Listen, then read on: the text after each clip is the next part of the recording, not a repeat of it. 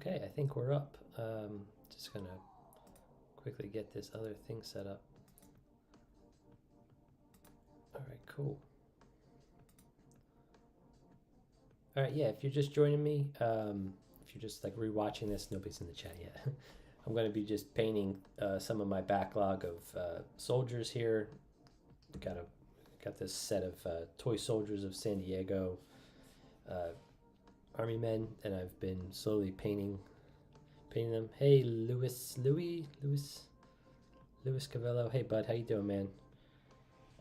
Just kind of going to show you. This is actually a BMC toy, originally a classic toy soldier. You can see the CTS number 3, but he looks the same. I'm just going through. I'm gonna get the rest of these guys painted. I have 4 more from this set, 4 more poses. But feel free to ask any questions if you have any. I'm just jumping on. I'm gonna try and make this just a chill little session here. I'll put some of the other guys I finished over here. How you doing today, Lewis?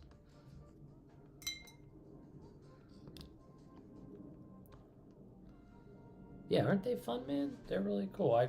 When I started looking into what army men were on the market, I discovered toy soldiers of San Diego, and they were recently bought by a company called McShawn's Closet. Hey, Ronald McDonald. They were recently bought by a company called McShawn's Closet, or McShane's. I think it's McShawn's. And I'm not sure if they're going to change the name entirely, but they're known as TSSD for short. Hey, Telemark Ball. Thanks for joining, man. How's everybody doing today?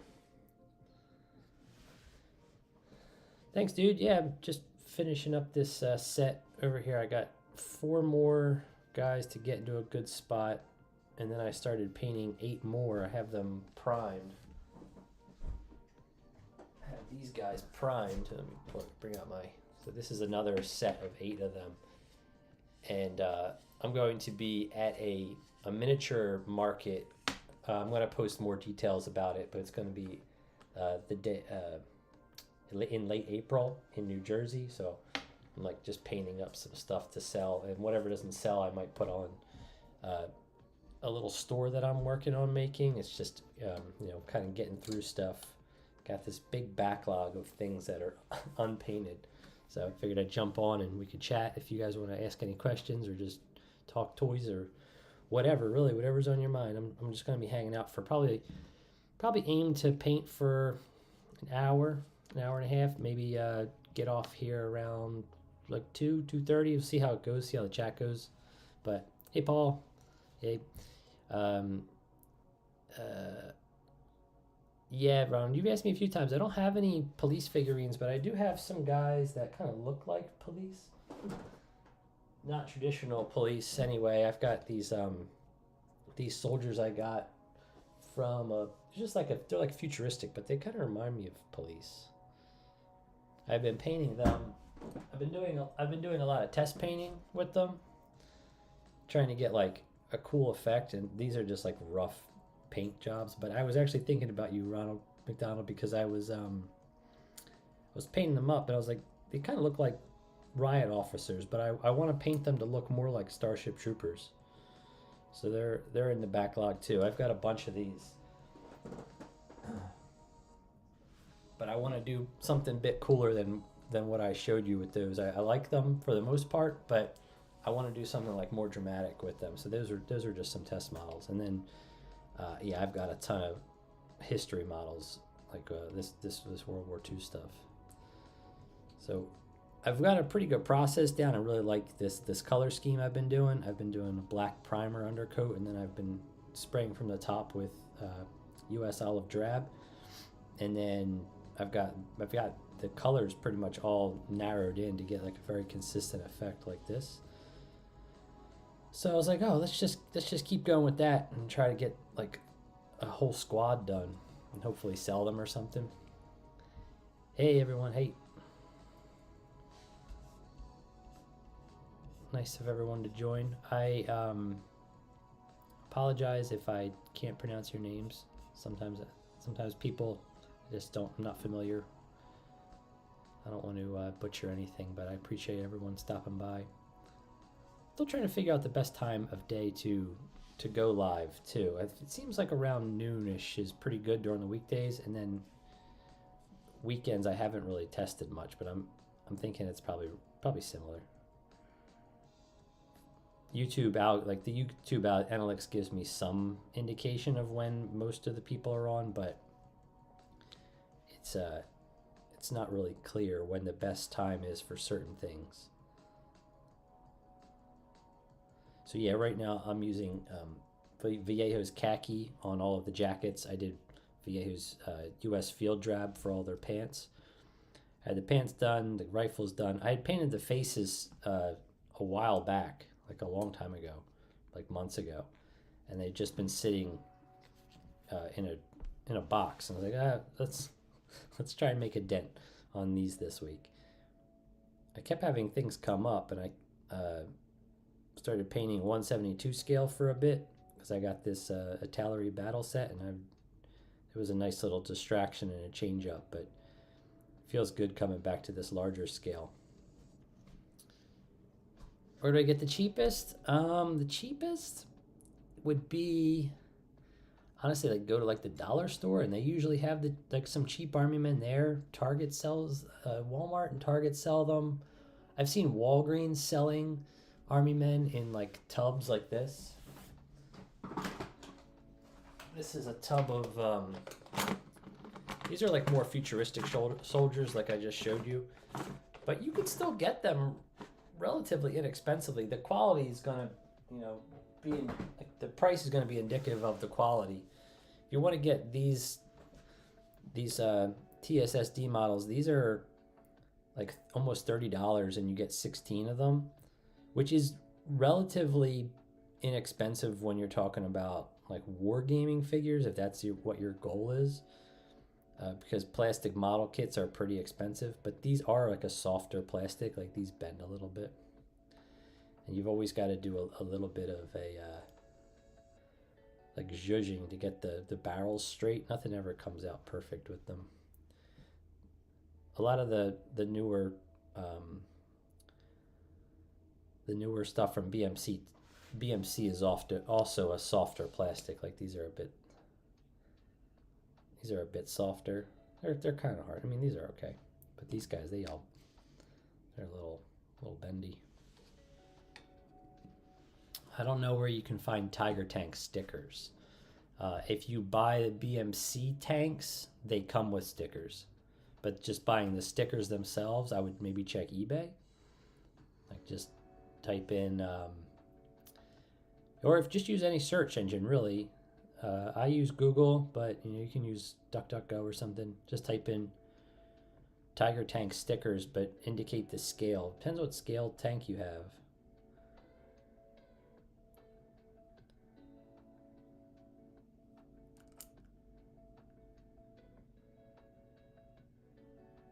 Yeah, plastic platoon are expensive. I don't have any plastic platoon.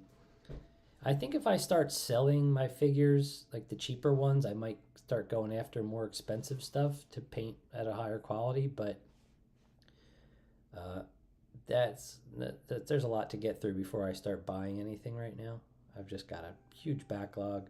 There's nothing else that I've seen come out new that I'm like, yeah, I gotta have that. Everything I've been picking up has been either vintage or I've already had. Like a lot of my army men I had from when I was a kid.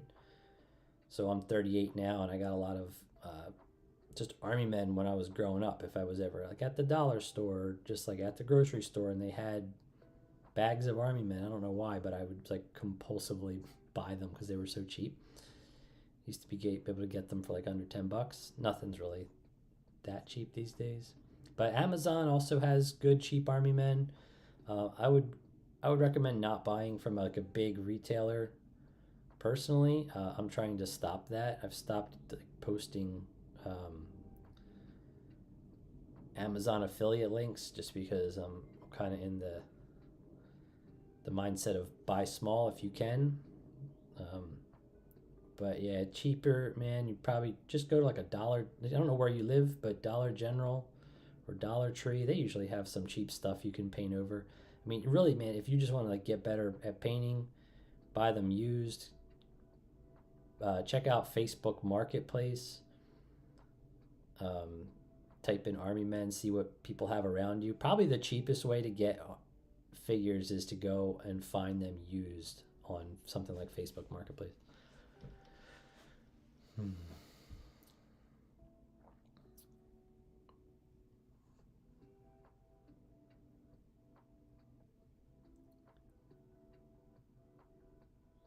Oh, cool. Oh, so it's Louis. They pronounce it Louis, not Louis. Um, yeah, the I use a primer. It is a solvent base. Ronald says not to use a solvent, but I use Vallejo black spray paint primers. They do they do run a risk of eating away at the plastic if the depending on the plastic. So some plastics are like a very soft quality, and it will like not either not stick, or it'll like eat through it, like get real crunchy. Um, I find Vallejo though pretty much works really well with all plastics. It's just a really matter of how close you are. Like the aerosols can eat away at the plastic stuff, the plastic material.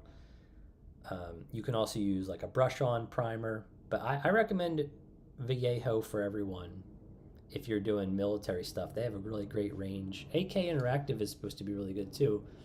I just went down the Vallejo rabbit hole, and I don't have like a mix of paints. I've seen a lot of painters who have everything. They try everything, but I've been sticking with Vallejo because I like their military range of colors, and I like Citadel for their fantasy range. I think Vallejo is a good fantasy range too, but just I haven't been painting fantasy miniatures lately, so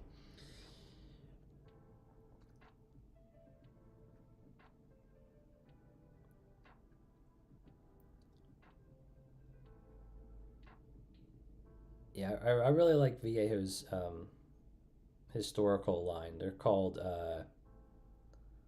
Model Color, and their game color is more saturated for like fantasy and high contrast, and then their game color is all it's just a rebrand of their regular paints. So I'll show you real quick. This is the new branding they have, and this is the old one. So you can see like they had model color, acrylic colors. Now it just says model color, and then they've rebranded their other stuff, and it says game color right here, game color. So that stuff's brighter, but the model color all comes out very flat, which I really like. I don't like anything with a gloss. I find that when I started painting a few years ago, the Citadel stuff, the Citadel paint, and a lot of the Army Painter paint was glossier or like semi-gloss. And I started leaning into Vallejo because I liked the flat look. It's more natural and realistic looking. But then I paint these army men who look like super dorky. Like their faces are always all weird and stuff. Like there's charm in that, I think. So hey, Green George creates.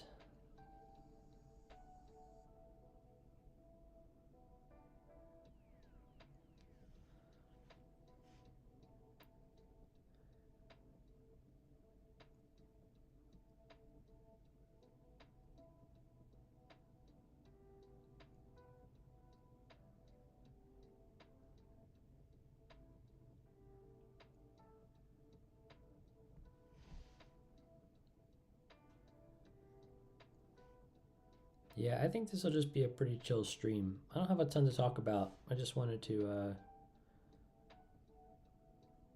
jump on and chill, see who was around. I'll do this as long as I can. I have to jump off regardless of anything. I have to jump off at 3 because I got to pick up my son from school, but should be a pretty chill little afternoon. The weather here is kind of not great. I mean, it's sunny, but it's overcast at 2. It's like it's not the best day. It's also windy and kind of cool. It's been really windy lately. So I might cut it off a little short and go for a walk. I don't know. I got to see how the weather keeps up. It's only supposed to get into the low 50s today, which I don't love that weather. Low 50s and windy.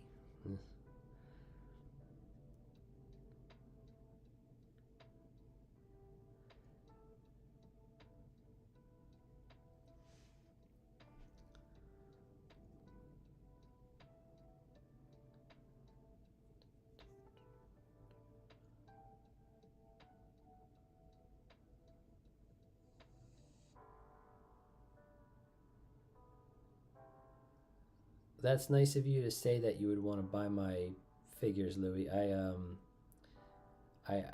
I've been doing some preliminary work with creating an online store.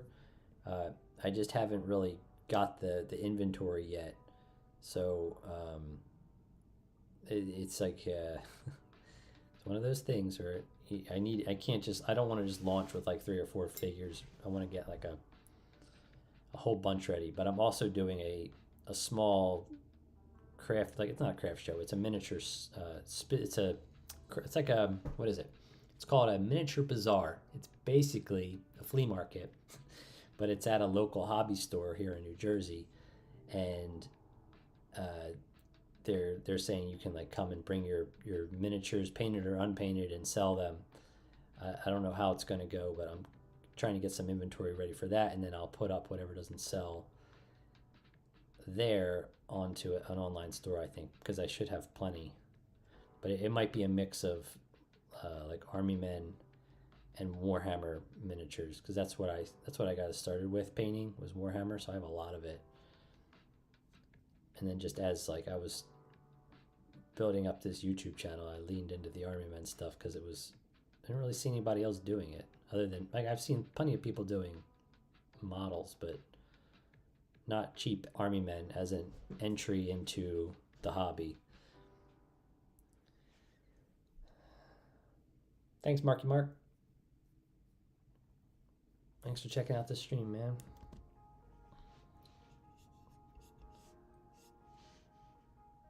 I was very, very thankful that I got so many new subscribers this past month. It really, like, the whole month has been great. I had a short takeoff and get over 1 million views, which was like really humbling and awesome and kind of overwhelming. So a lot of people have been asking me the same questions over and over again. So I plan on doing like a proper video detailing like what I use and what people can, what I would recommend for people who are just getting started. There's a lot of resources out there already, but people keep asking me, so I thought it might be a good idea to like spend the time and make something that's like evergreen, that people can just, like, I can just link them like, everything I use and why I use it. I have been peppering that information into some of the longer format content videos, but it's sort of scattered now. Like in one video I go into more detail about the wet palette, and in another video I go into more detail about thinning paints, so it's all over the place. Hey Ricky Cuban, thanks for stopping by, man. Oh, that's awesome. That's awesome to inspire, bud. I am always trying to learn and get better, and I just want to, share those tips as best I can in long and short format videos. I never would claim that I'm like an amazing painter. I just try and find like what works for me and what I enjoy and what I think will look good on like a video. So that's been an interesting learning experience, and it's been really cool to see so many people respond positively to it. And it's awesome that it inspires people to want to paint, because I think that is incredibly valuable. Give people that sense of like, you can do it, and you can do it relatively affordably. Like you still got to buy this like paints and stuff, but you don't have to get the most expensive figures out there to learn, and you probably shouldn't, because it's a recipe to make yourself frustrated. Spend all this money and then everything looks like garbage, because it does. When you're first starting out, if you don't know what you're doing, you need to spend time with it and get get your feel for the brush and get comfortable with moving around a model and applying the paint. I think it probably does help to be like learning with someone like in real time. I've been fortunate enough to have friends who are really into painting, and I learned a lot watching them paint. Like we used to do Zoom calls, and we would paint together, and they would teach me stuff. But then it's great that there's so many resources online that just show you how people like apply the paint and how they thin their paints and how to blend stuff. There's so many great people sharing awesome techniques.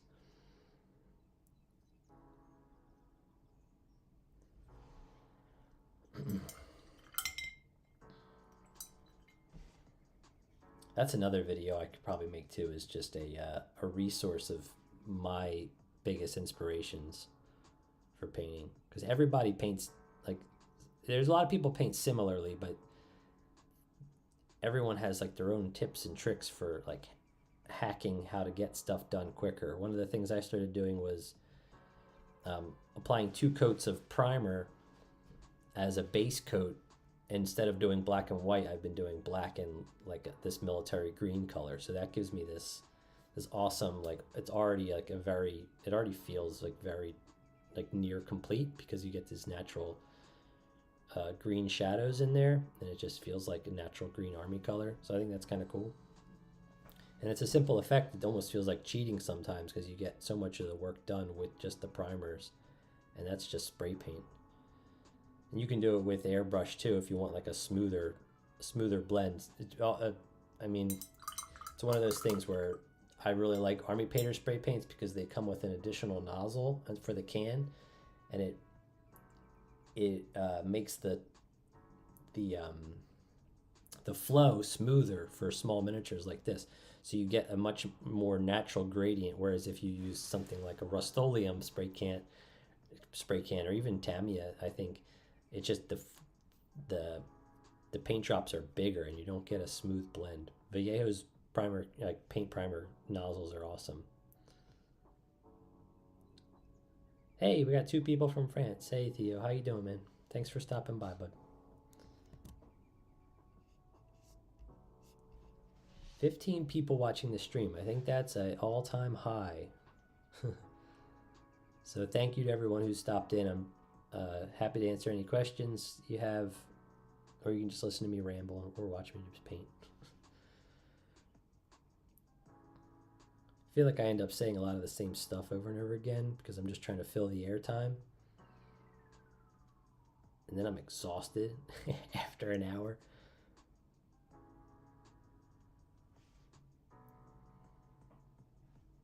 What's up, Death Soldier? Thanks for joining, man.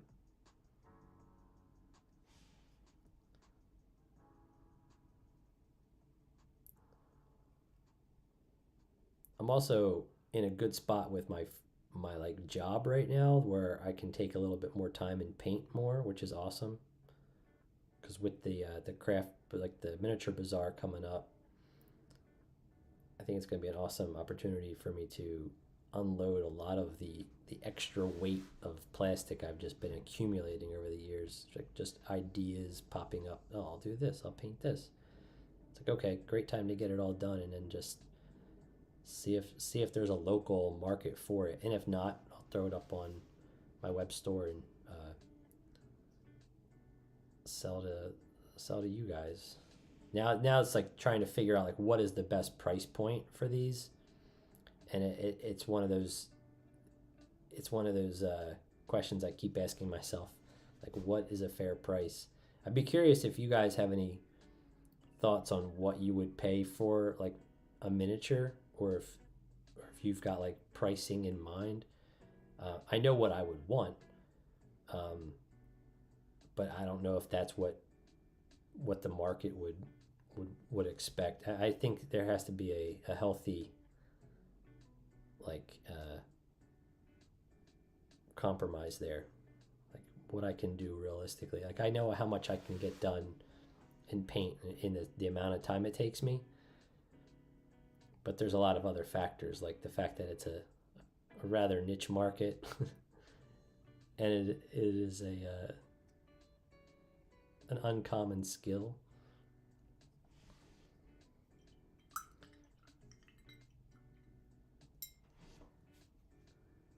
You think putting moss and bushes on army men bases is useless?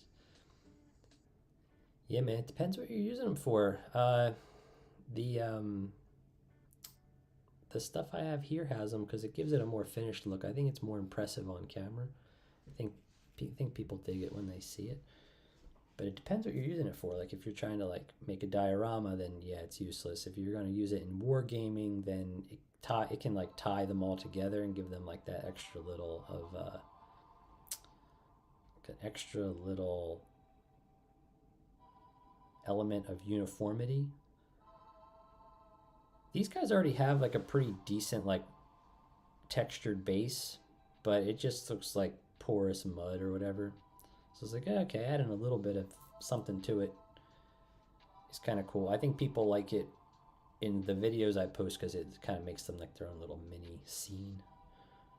I like them. I go back and forth. I have a lot. Like I don't do it to all the Airfix models that I have. Like all the Airfix figures, a lot of them don't have it. Like I just leave these ones black. Sometimes I do them brown. But this is an Airfix officer that I painted. I painted a lot of these guys. When I started painting them, I wasn't removing the mold lines, and it's one of the biggest complaints I see people get.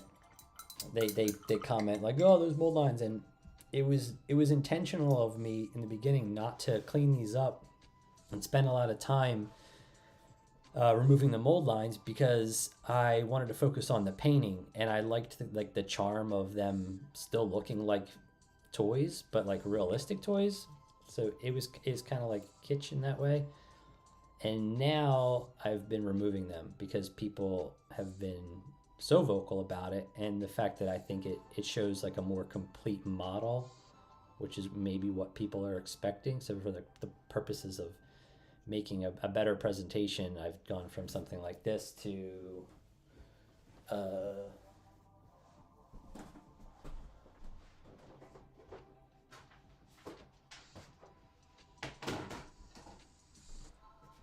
this, where everything is like much more cleaned up, and he's got like a full base. So it's like a lot more time though. It takes a while to file down all the mold lines because they always run over the helmet for Airfix. Airfix is the most egregious with the mold lines. It takes the longest. I have a bunch of just German Wehrmacht unpainted. Well, I started painting them, but a lot unpainted too. And Airfix, just the newer stuff, the harder plastic is really, really crazy with the mold lines. Oftentimes you'll get like the face will be split by a mold line, and sometimes they'll also be like shifted just slightly enough so you get like everyone looks like they had a stroke. These guys look like it a lot, and just not these guys. These CTS BMC versions, they have a lot of that too. Let me see if I can get the light better. His is pretty good, but you can kind of also see like he's got like a droopy face. He almost looks like that painting, that repainting of the Jesus, potato Jesus, if you know what I'm talking about, like from certain angles. But I think that's the charm of army men, painting army men in general.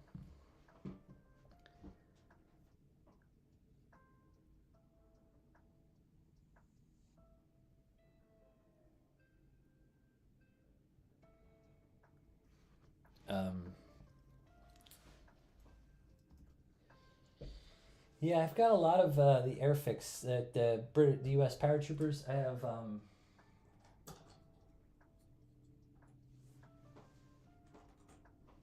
have these 4 that I've painted, and I did not do. These are all painted slightly with different techniques. This guy is the least complete of all of them. I have to finish his face, but I've made videos on several of these guys. But you can see like all the painting is similar, but it's all a little different. Because I tried like one guy, I did dry brush, and then I did like a stipple. I forget which ones I did differently. I think this guy I did like very small strokes, and then yeah, this guy This guy did dry brush, and then this guy has been painted twice, and it's more of like a fine paint application, slightly different. This guy didn't really paint his face that well. This guy spent a lot of time on his face, but then the eyes got messed up, so his pupils aren't done. This one is probably the most complete out of all of them with finished eyes. But then like I don't like I didn't spend a ton of time on the non-metallic metal on this or the knife. I just focused more on the uniform color and the application. And you can even see like here I didn't remove the mold line on the base too good. You can still see it. So I think for Army Men, Death Soldier, to your point, adding some stuff to the base of these covers up that mold line, which can kind of be fun if you don't want to look at that kind of stuff. It depends. It really depends.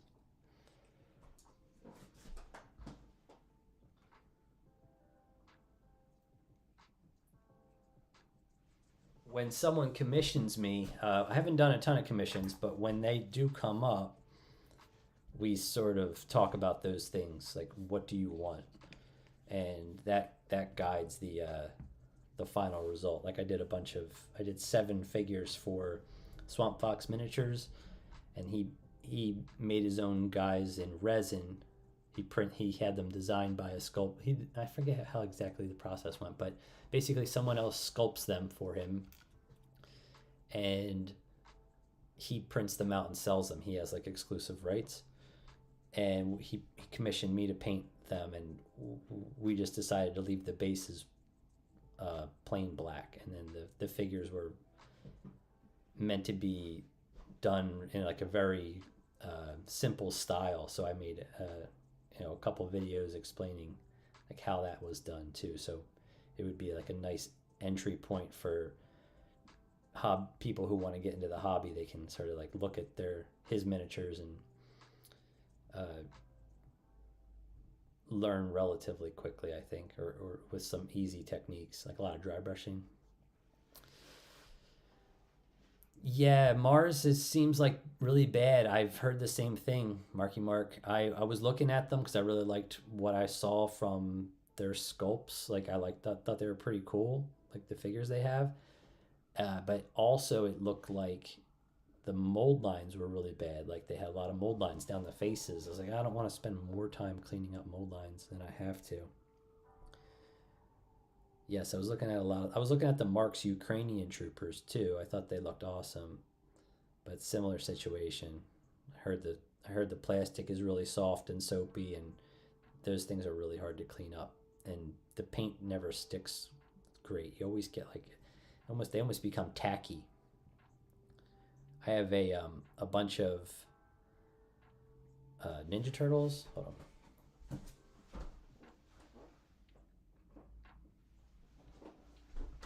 So I painted these Ninja Turtles, and they look pretty good, and they're matte varnish now, but they're sort of sticky,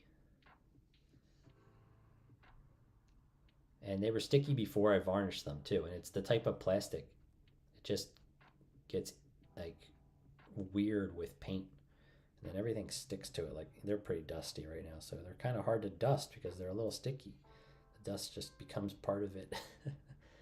These look pretty cool still. I painted a bunch of this stuff for my son, but he didn't like them painted, so I stopped. He just wanted the plain plastic, which was fine. I don't have to worry about them shipping.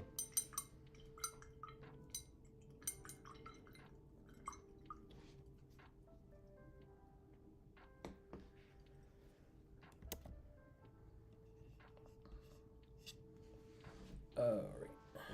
115.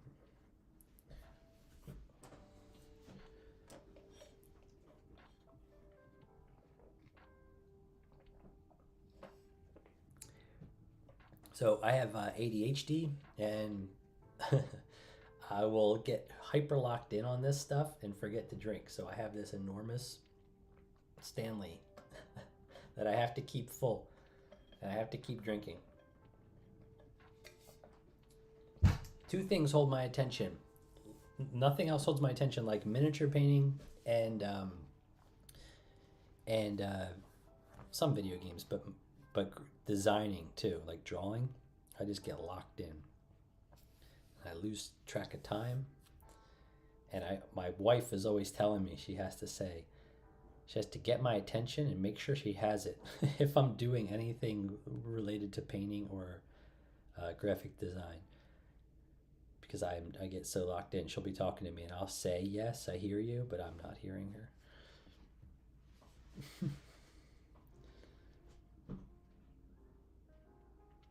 Does CTS have a website? I haven't really looked, man. I'll check it out. I bought a bunch of stuff from BMC Toys recently. I bought a bunch of tanks. Pretty much bought every German tank they make, the Soviet T-34, and then their U.S. Army troops. And I was buying that stuff through Amazon, and I realized I don't want to really support Amazon much if I don't have to, so I just started buying from BMC. The next step is to get my followers up in traction, gain more traction, and then maybe reach out to BMC to sponsor at some point. But no immediate plans for that. I just think it would be cool if they like were a sponsor. I could like maybe get like people referral codes or something, so they could get started on their painting journey. Like maybe get a discount or something. I think that could be kind of cool. But that's for down the road. I'm more interested in just painting and sharing for now. Finding cool opportunities. Like I thought it was awesome that the guy from Swamp Fox Miniatures wanted to hire me to paint some of his unique sculpts, and that was kind of like a unique opportunity. I thought it was pretty cool. Some people have reached out asking if I do commissions, and I've turned them down. But this one was being that it was a small business owner doing something unique. I thought that was a cool opportunity to try something different, rather than just paint for people's private collections. I'm used to working as a freelancer though, so I'm just used to working with people as a designer. I just don't know how it's going to go necessarily as a painter. So I want to get more experience so I can better meet people's expectations. Like, this is what you're going to get at this price. Because I know it's just different. Like, charging for this stuff is a little bit like unfamiliar to me. I'm still trying to figure it out.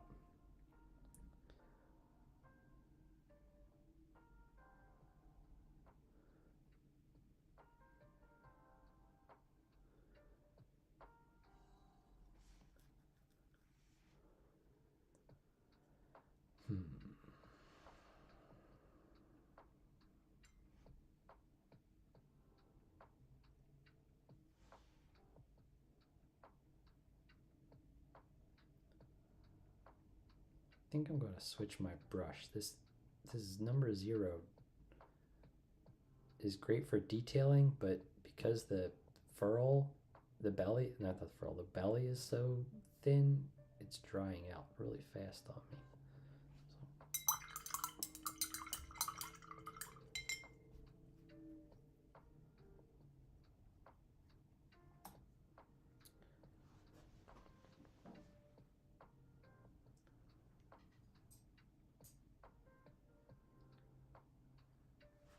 Switch to this number 1.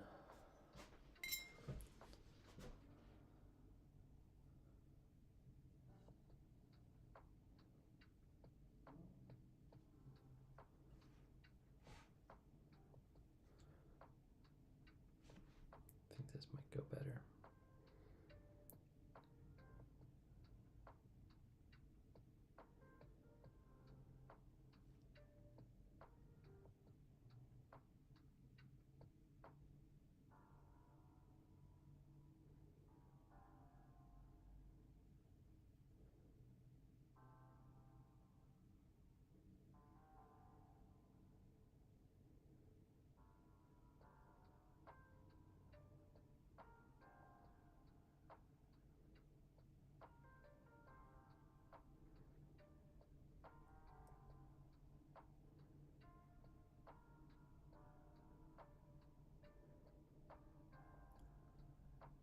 Will I get armies in plastic? I don't know. Do you recommend anything specific? I haven't really looked at them too closely. The prices kind of turned me off, and I was looking at Hanomag too, the Russian figures. They are really expensive, like similar to armies. I guess they're. I think they're very similar. The Hanomag stuff really caught my attention. I was thinking, oh, I could get this stuff, paint it, and then like flip it. But it's like one of those things where I have so much already to paint that I might as well just keep going with what I have so far. So certainly not a no. Just haven't really looked at it, and I don't really like look at what the new releases are going to be. I don't really have like a. I don't know if you guys can recommend any websites or something, or like how you guys get your new toy information. Because for me, it's been a lot of just searching and finding stuff that I like online, and then sort of doing research from there. That's how I discovered these guys. I'm not super involved with the market or like what's out there, so I appreciate anybody sharing stuff with me that they think is cool.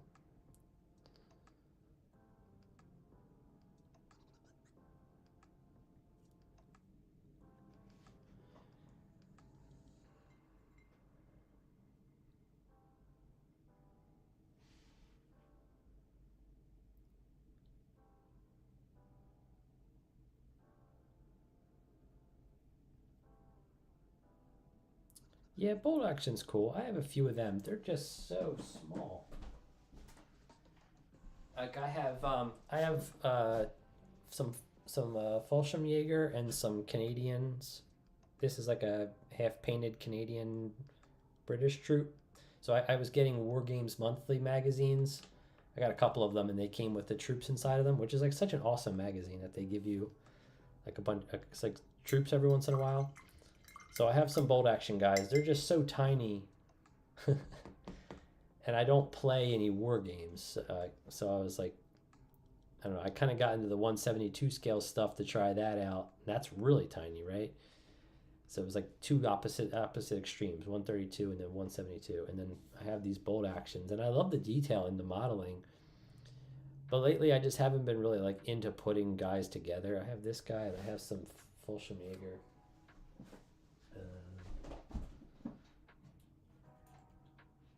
But most of this stuff isn't put together.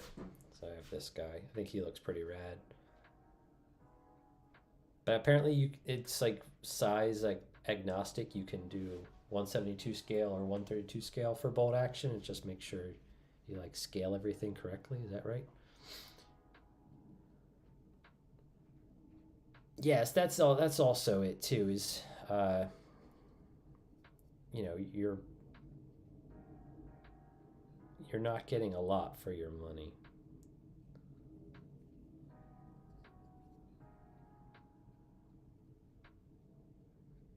Depends what you're doing with them.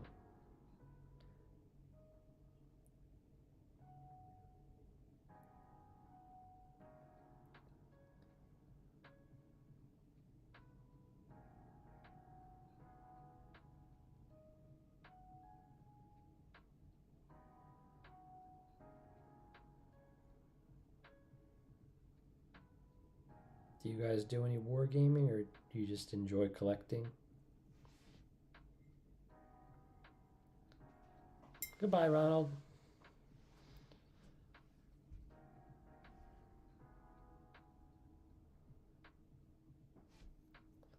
I'm not up on the exchange rate, British pounds to American dollars. I think it's last time I checked, it was like 80 cents American to one British pound. So yeah, it's like over $30 to get $6.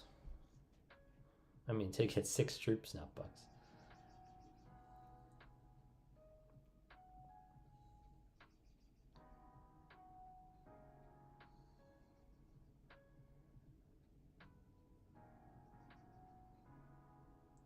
Hey, Cheney the Clown. A lot of clowns. You, Ronald McDonald? I guess there's two, but that's weird. What kind of army men are you painting right now, bud? Anything specific or just generic?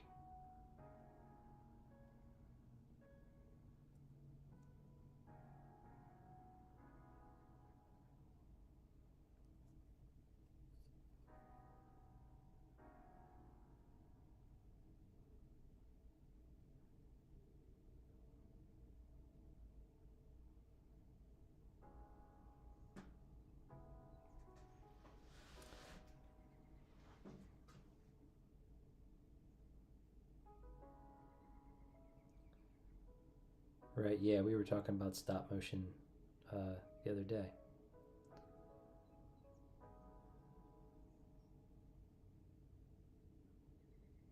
I think when I get these guys all done, I might try and do a little stop motion animation test with them. I want to get all 8 done though.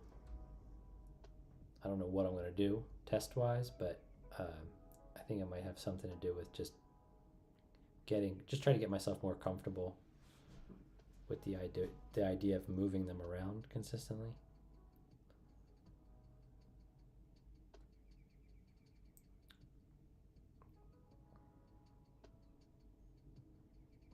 That's cool. Timmy toys are good. Oh, that's fun. I love G.I. Joe. I still have my collection from the 90s. It's a lot of Battle Core 3 and 3/4 inch figures. But I have a random assortment of guys. I want to do a video on them, just sort of go through everything I had when I was a kid and talk about them on the channel. But for right now, it's all painting videos. But I do want to do more just general toy videos from my personal collection from when I was a kid.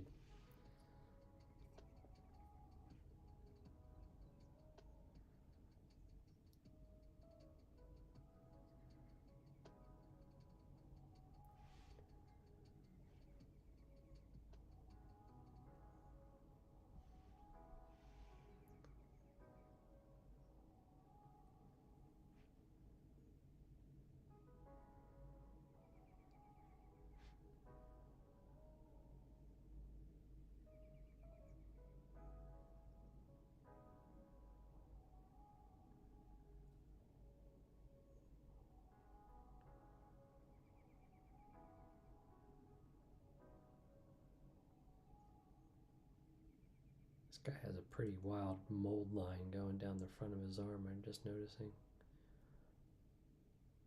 Like the one I didn't clean up. I did try to clean up the mold lines on these guys. For the most part, Toy Soldiers San Diego's, the guys aren't too bad, but once in a while, you get sort of like this funky one right here. At least they don't go down the face. That's my biggest pet peeve. So when the mold line goes right down the center of the face.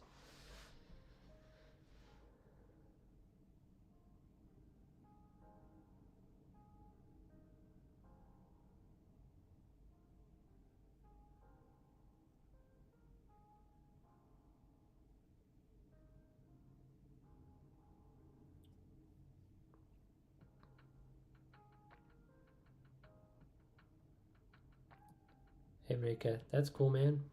Hello from New Jersey.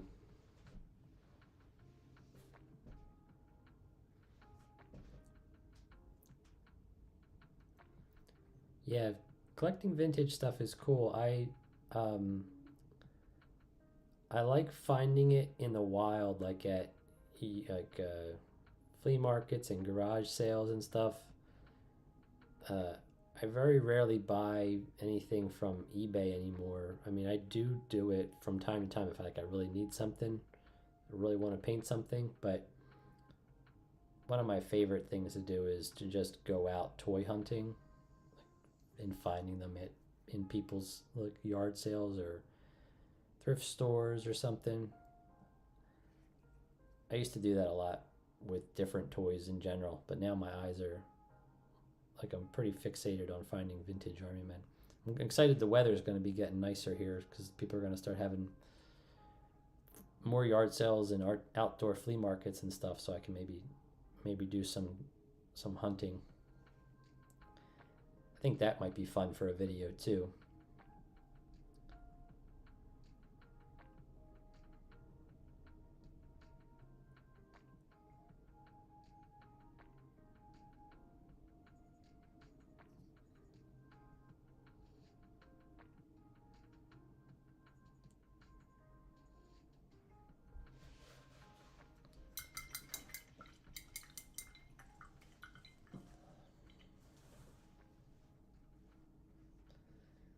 Are you asking me how many army men I own, or are you asking the other guys in the chat? I don't have any Hungarian toy soldiers. I don't even know what those would be, man. I'm sorry. Yeah, I've had some people ask me for specific toy soldiers before, like Filipino toy soldiers, and and I've just never seen them, even searching for them.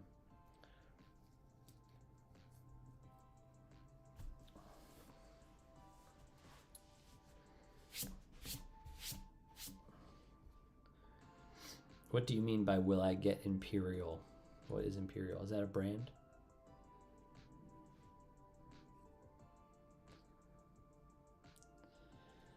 All right, so I think I need to. I'm going to do all these guys separate. Where did I put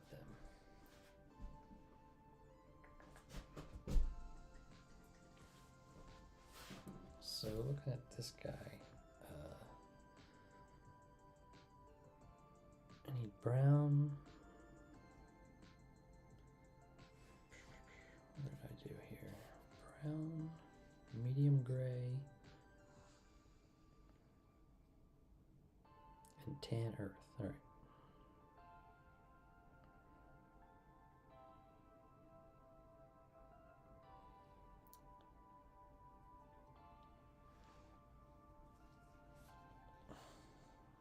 Hello, Brazil. Hey, Eric. How you doing, bud? Hello from America, New Jersey.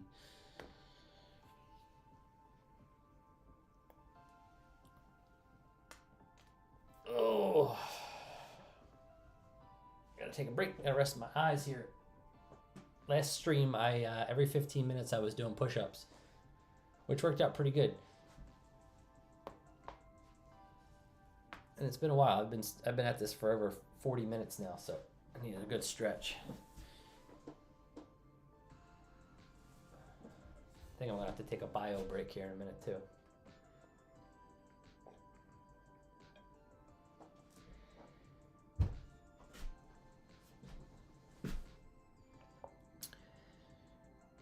All right, colors, tan earth, khaki, brown, U.S. Field Rapid. So many earthy colors and medium gray. But they look cool. They look awesome on the table.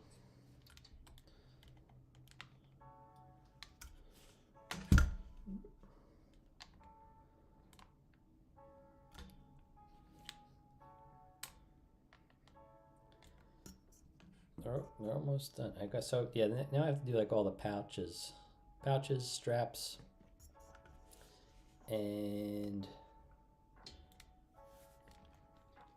that's pretty much it. It's nice that I'm glad that I did all of the faces and skin tone separately, like in a different painting session, because that stuff takes like a long time to get them looking decent. The thing with the TSS, the Toy Soldiers of San Diego, is they have these I tried to do a good job with the eyes, but they don't really have like defined eyeballs. It's just like a slit. Where's a good example? This guy's face, I must have started it and never finished it because he's just got black eyes. It's a good one. Yeah, like just like there's no way. It's hard to get the eyes to look good. His face is sort of smudged too. But they have some unique character to them. I want to find a way, like a unique way of painting faces for stuff like that with low detail so it still looks cool. but the sculpts themselves just don't lend well to getting the faces to high quality. So like if you really want to paint a high quality face, you do have to go like with a model. Like this Fallschirmjäger from Warlord Games is, the detail is way better than anything like in here. It's like this guy looks like he's melting in the sun. Tamiya is great too, 135.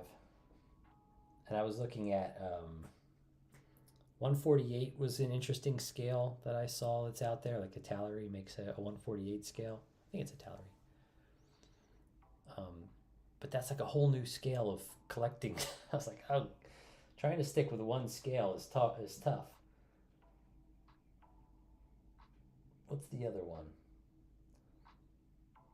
Apparently there are some brands out there that are like true 130 scale too, which is a bit bigger.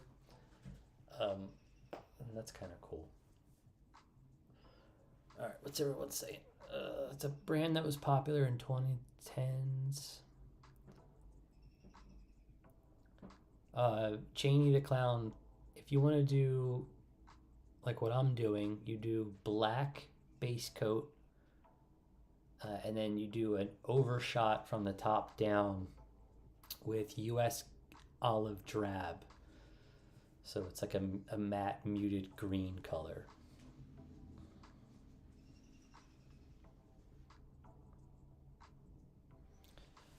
This color, so I pretty much use all the same colors that you see in my US Paratrooper long format video. So in that video, so go to my channel, go to videos, and then scroll down a little bit, and it's the US Paratrooper. They're all the same colors there. It's just the application is a bit heavier. I didn't let the green shine through as much. And that guy, he might have been all black to start, but basically black primer all over. That creates like a natural shadow underneath, see? And then shot from over top is the US olive drab. And then the pants are Vallejo US field drab. The jacket is Vallejo khaki. And the holster, the boots, that's flat brown. And then the boot covers,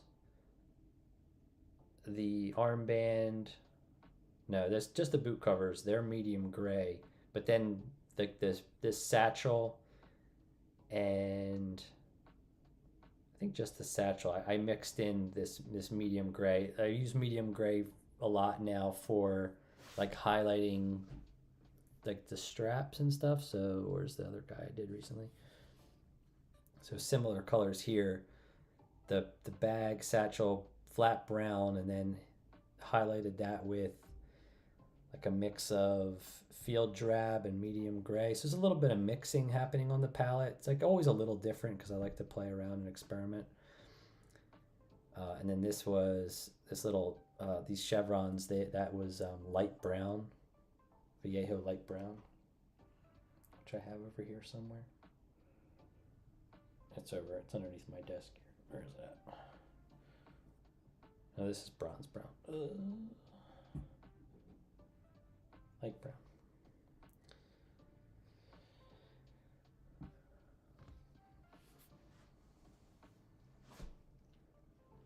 I don't own any Timmy's. Oh, do I? No, Timmy's, I haven't painted any Timmy's because they were, all I could find was like the newer productions, and they're all like, they all look like they're melted, and I did not like that look. And I've been contemplating painting like some of the worst army men I could find, and they kind of remind me of those. I haven't seen any of the older stuff like in person. If I could find some vintage Timmy, I would probably get it because the production probably looks a bit better. So yeah, I've been sticking to like this stuff. Like This is the newest set I got. These U.S. infantry soldiers. These and the Germans look really good, and they also have like the thicker bases with the texture. This guy. I think they look pretty good. The faces are still pretty Play-Doh-y looking. And then what was your other question? Nah, do I make customs? Not with the Army men. I did customize this one. So I had this guy, right? And I painted him, but this gun is like, it's jetted out. It creates such a strange like bird-like silhouette. So I cut it, turned his arm, and brought it down into like a more realistic pose. So this has all been resculpted with green stuff. It doesn't look great now that I've spray painted it, but it looks better than what it was. So like that's like the most I've customized an Army man. I've customized a lot of Warhammer because that comes in bits, and like I've done a lot with that. I don't have anything near me, but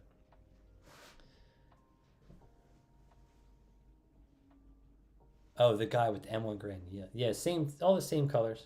This guy, right? I have a short of him, and I go over that. So if you go to the channel main page,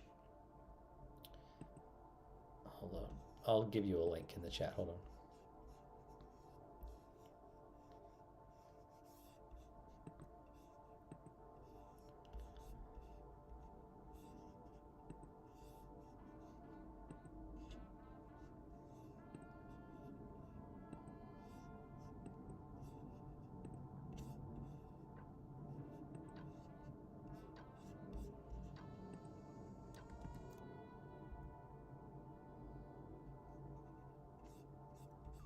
So that video, I go over the same colors. Like before I use any color, I share it. So the brown rose and beige red and skin tone for the face. I didn't list the beige red, but US field drab for the pants. I'm watching the video in real time. Khaki for the jacket, just like I said.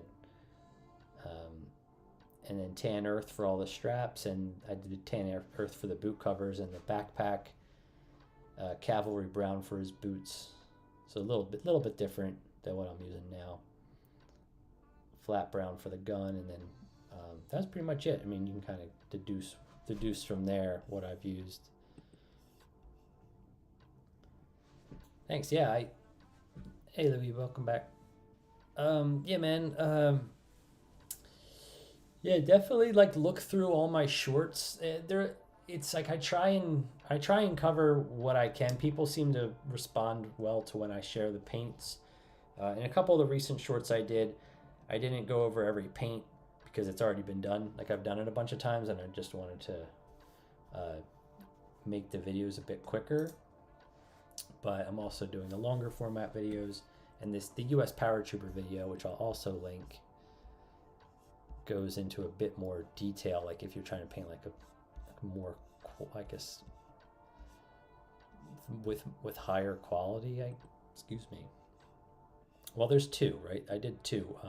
There's the Army Men painting Hamilton's Invaders. That uses similar color palette. And then there's this one. I cannot show my whole collection right now because it's all packed away in boxes.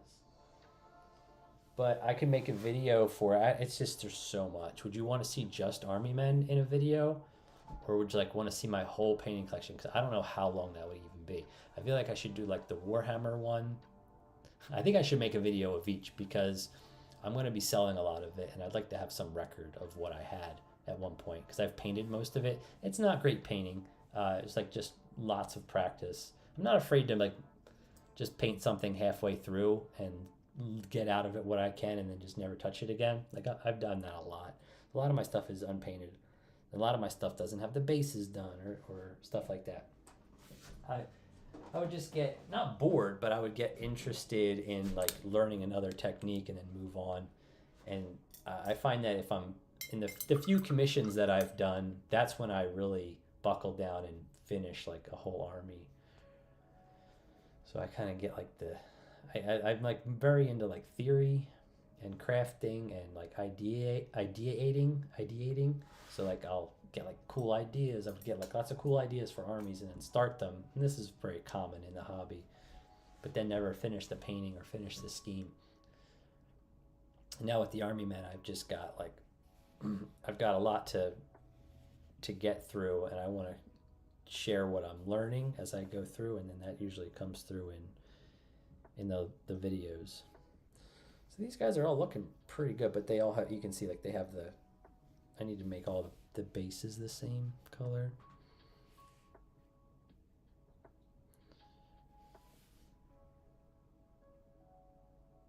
That's awesome, man. I'm glad they're helping you. Oh, thanks for watching, Louis. Appreciate it. Just Army Men, yeah. My studio, I can show you that. So here's my desk. So it's a standing desk, and I've got another desk that I picked this up. I picked it. I don't know if I'm losing you in the audio. Sorry, because I'm getting away from the camera, the computer. But I'll try and say. So I've got another desk underneath here. I got some weights. I got some comic books, and then I've got some. I'm gonna flip this. Hold on. It's gotta stay plugged in. The camera's gonna get a little weird. Hold on. There we go. So to my left, these are drawers. This is all full of hobby stuff. Like these are all bases. This is all like just junk that I've collected, like that I might want to use, like old brushes and different texturing materials, Citadel paints, rubber gloves, and then down here in this bottom drawer, it's just all bits from Warhammer. So different stuff like 40K, fantasy. Then over here, I've got another desk. This is my old computer desk, but now I can't sit for very long as I just started standing for my health, and now I prefer to do that. So I've got like all my tanks over here, stuff that's in and out of storage, like all my 172 stuff is on the table here. All my 172 stuff's on the table here, if you can hear me okay. Then I just realized the camera fell. Whoa. Then across the other side of the room, I've got a bureau, and that's full of more hobby stuff, some Magic the Gathering cards, like my old collection stuff, like where I do some photography. And then that's the door to the hallway, and then over, see if I can, I guess I can't flip this. Can I flip the screen? Oh, I should have just done this.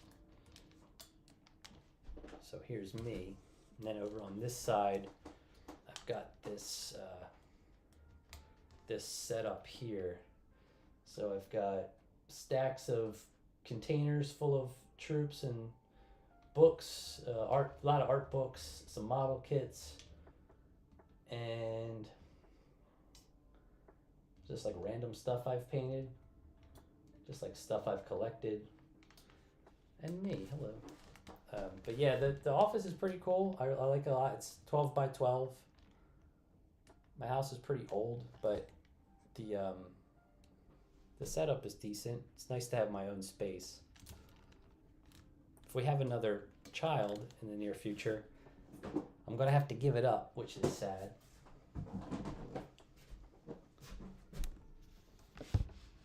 Thanks, man. I love my studio. I really love it. I'm very grateful for it. I don't know what's going to happen in the future, but I'm making the most of it now. I feel like it could be optimized better, but I've got like, you know, behind me, I've got my my photograph. Like I can do like higher quality photographs rather than just using the phone, which I usually do. Like I have like the round table spinner there, like the automatic spinner. So that's where I do like a lot of the final presentation shots of things, and then got a little rolling desk, and I've got like random shelves, like stuff. My neighbors are always throwing out like cool storage containers and stuff, so I'm always picking things up where I can find them cheap. Like if I can find something someone's throwing out, I'll salvage it. And my wife will be like, "You don't need more stuff." I'm like, "I do. I need more storage."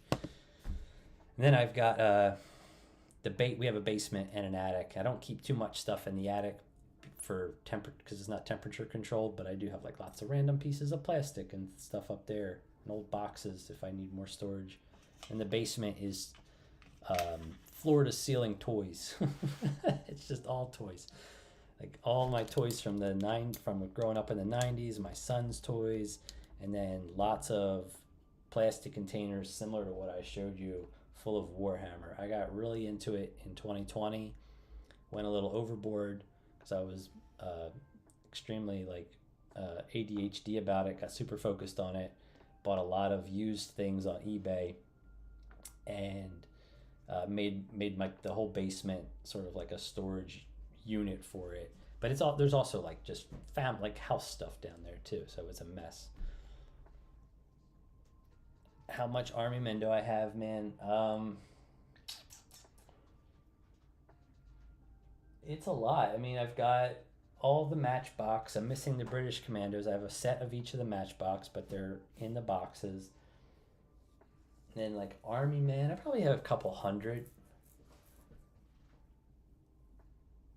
I probably have a couple hundred from like the 90s, but it's nothing fancy. It's like a lot of British paratroopers, simple green plastic stuff, and then like random stuff I bought from BMC, like more of the newer stuff. I have pretty much all. I don't have the Russians, but I have pretty much every set that BMC came out with from World War II, and it's in bags and storage in containers. When am I streaming? I don't have a streaming schedule right now. I'm doing it now because I typically have a full-time freelance business that I run. And I say full-time, it's really like when I have work, I'm usually focused on that. But I just completed a couple contracts, and now I'm just taking some more time to focus on painting. So the streaming schedule, I don't have a schedule for anything. It's basically when I can get stuff done, I throw it up. Yeah, there's a lot of Airfix stuff on my channel. Have you checked out all my videos, man? If you go over to the channel, you can see I've sorted it pretty much. If you search by my shorts, then the title tells you who the brand is, like what the brand of figure it is, and it also in the long format videos too. It's usually in the title, like whatever if it's Airfix or like this instance, I'm painting TSSD. But I've also done some Tamiya model kits, some BMC, Italeri. Those are the main ones. And then I've painted random stuff too. Like I got some Gundams, just the 30-minute missions. They're really easy to put together. I painted one. I painted this guy. He's just a real simple Bandai kit. He looks like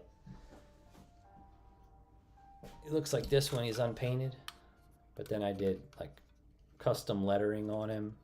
It says I named him Ironhide, gave him some custom stars, gave him a rusty weathered look. I don't love the eye. I want to repaint this like this robotic eye here, but the gold looks pretty cool. So these are fun. I have a bunch of these types of things. My intention, my thinking with this, and again, it comes like that theory crafting, that ideating. Like I was like, oh, it'd be pretty cool to like figure out a way to make my own war game using this stuff, and I could use army men and these things.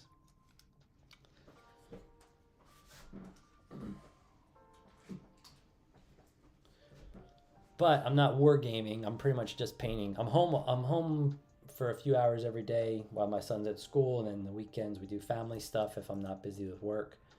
So I'm not really gaming. I'm not really doing anything with this stuff. So I need to start figuring out like a business plan for it a bit more. Whether that's painting every week and updating the store with new stuff, or taking on more commissions.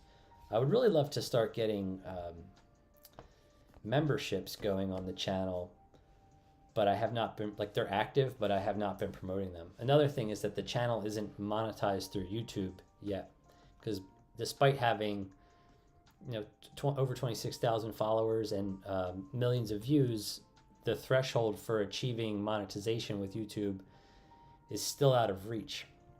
So I'm not making any money from just making videos, which is fine. It's not about that necessarily, but I feel like there is like a way I could be like financing the hobby better rather than just using all my personal funds for it, But that's a business discussion. And this is mostly supposed to be like a fun hobby and like creative outlet first and foremost. So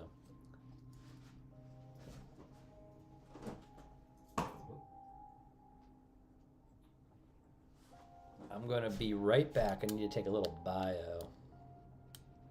Oh, that's cool. I'm glad you watched them, man. Thank you for checking that out. I'll be right back. Pausing. Can I pause? I don't even know how. I'll just be right back.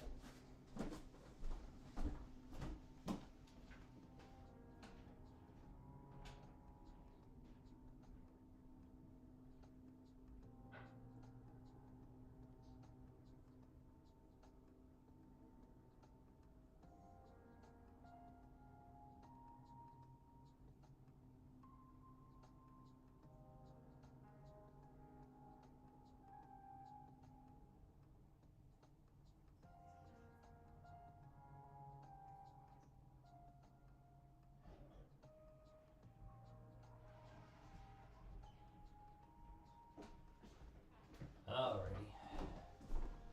Okay, so back to this real fast. What is an MOC? To me, MOC means mint on card.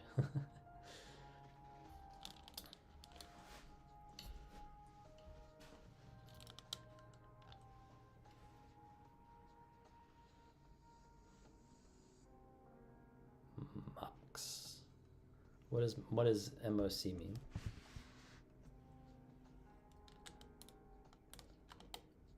I probably would recognize it. Probably just never heard it abbreviated. MOC, if I was going to guess, what does MOC mean? It means I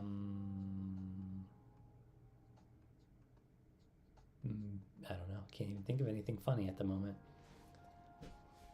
Miniatures on chairs. I haven't done any miniatures on chairs. Miniatures. Well, desk soldiers. I'm trying to use. Oh no, I don't even know what that is. My one creation. What is that? In a lot of ways, I'm just like old man paints toys, and I am not up on anything. It's a Lego diorama. I'll check it out. My one creation. I'll look right now. My one.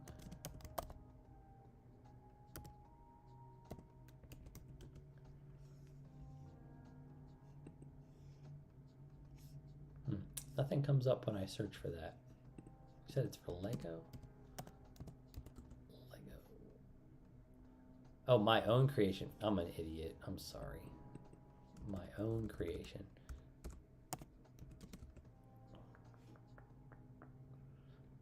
So is that like you make your own stuff, or is that, I'm gonna look here, hold on.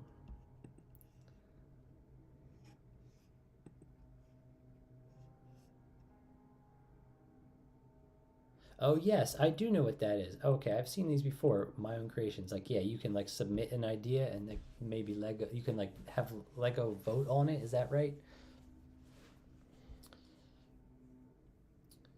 Will I make dioramas? I have a lot of stuff to make dioramas. And I think this kind of goes in hand with conversation I was having with you the other day about stop motions, is that I'm just like inexperienced with them. So usually when I make a diorama, it's more like a vignette. It's something small, and it's usually like using found objects I have.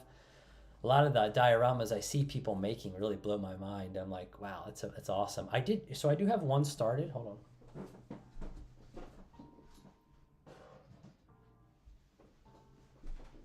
So this is one that I was working on. This is a little like vignette that I spray painted, and the idea here is to have this guy. So he's kind of like hunkered down in like this makeshift area. So you can see here, see if I can get the angle right. I've got some grenades and a canteen here in the mud, and it's like an M1 carbine and another rifle here, and I made my own barbed wire and I have some sticks. So it's like the idea is gonna make this is like this muddy hole, and then there's this is like a Tamiya scale. So there's this U.S. soldier who was hunkered down in here, and there's gonna be this guy, this Wehrmacht SS Waffen guy running away from him. So I'll put it together for you real quick. So I think these are really fun to make, but I just haven't really got back into it. So this is going to be like the idea is like this guy's running away from him shooting. So a simple idea, nothing crazy. But I was after I got this all together, pieces started to chip apart, and I was like, oh, maybe I should break out the airbrush so I can get this done quickly. And I just haven't really gone back to it yet. So this is like the one diorama I have on the table. I've done like some real little simple ones. Like I made a robot. I made this silly one with a robot shooting lasers at a guy running away, but the robot broke. And there's a video I painted a guy who looks like he's in the jungle. That's this one.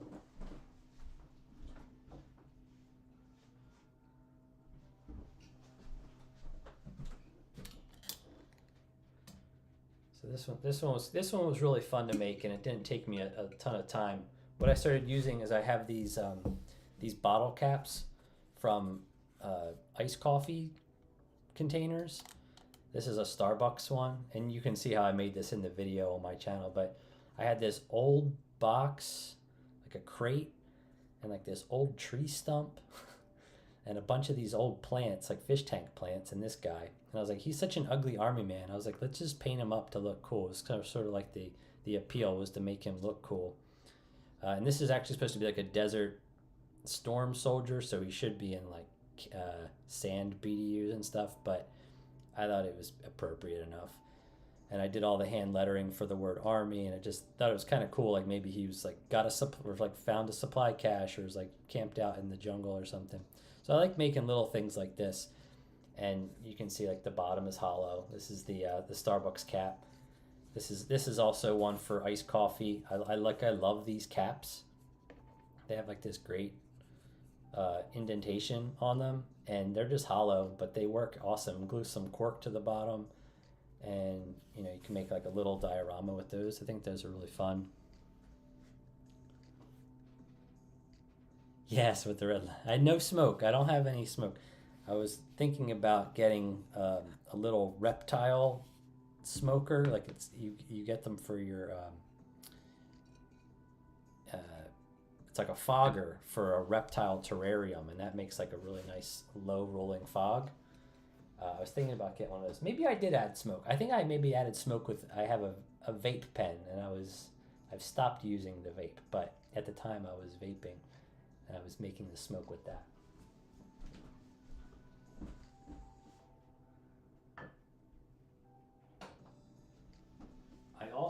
I also made this diorama. This guy I know at a local card store, he's making his own miniature game, and it's like it's an ice hockey miniature game, and it's like horror themed. Like all the figures are like horror. So this is a figure he gave me, so I painted him up, and it didn't turn out great because it was the first time I've ever done it. But I put like this Warhammer miniature body underneath of this, and I made it look like he was under the ice. So he's like using a head as a hockey puck. The hockey puck's actually in this guy's mouth.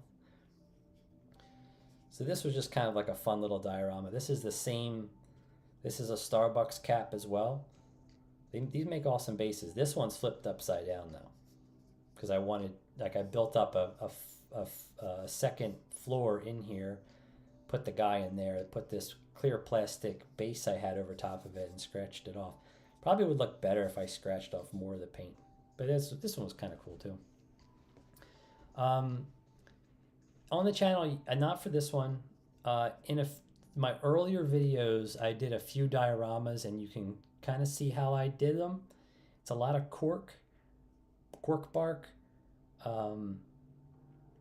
and like found objects and stuff. I was just trying to make them cheap and fun. I did one for a friend that's a skeleton diorama. I made my own base out of like an old box. I did a little one for my brother with just a giant and a tree. And then the very first one I did, it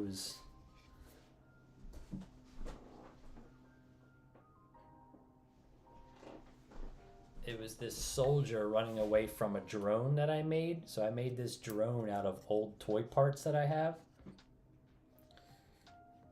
And it's since come apart, but basically these are cocktail skewers that are like swords. I need to reglue them on, but basically they were shooting at this guy, and I made like the mud splatter effect, like shooting up, like he's getting shot by this laser and it's shooting up around him. So it's supposed to go like this. It keeps breaking though. It's very chintzy. It's not going to withstand the test of time. But it's this idea that he stepped. I have a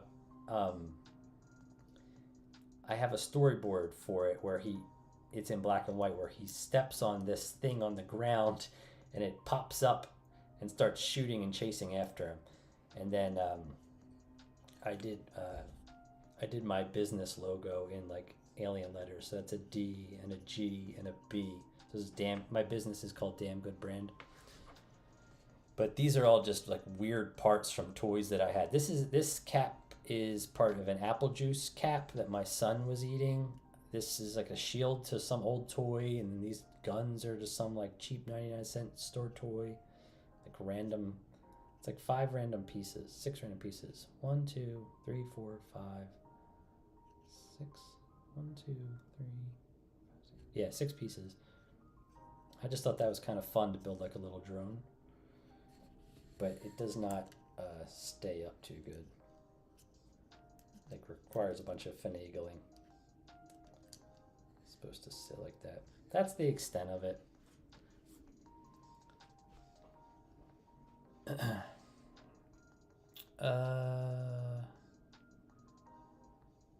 Hey, Toy Soldier Central, thanks so much, man. It's very nice. Can I paint a French World War I soldier? Do you have a brand in mind that you like? Because there's a lot. I mean, I've seen Warlord has some, right? I think Toy Soldier Central. I am Luciano. Oh, nice to meet you, Luciano. Ciao. I am Toy Soldier. Oh, hey, that would be awesome, man. If you go over to my website, I'll put a link to where you can reach me, okay? I would love to talk more. That would be amazing.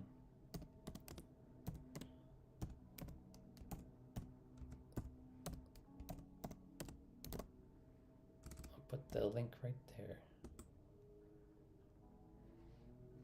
Let me know if that works for you, okay? It would be great. Let me look. Go to channel. Toy Soldier Central. I'm checking out your website.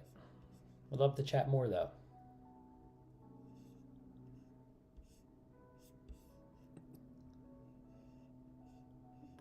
Who do you I'm trying to get to your website. It's just going a little slow for me at the moment. But yeah, let's chat. Send me an email. Remind me what you want to do here. We can have a more in-depth conversation about that. That'd be awesome. Thanks for reaching out, man. That's very, very kind of you. Toy Soldier Central for your Army Man. Yeah, sorry, hold on. I'm going to clean all this stuff up. It's everywhere.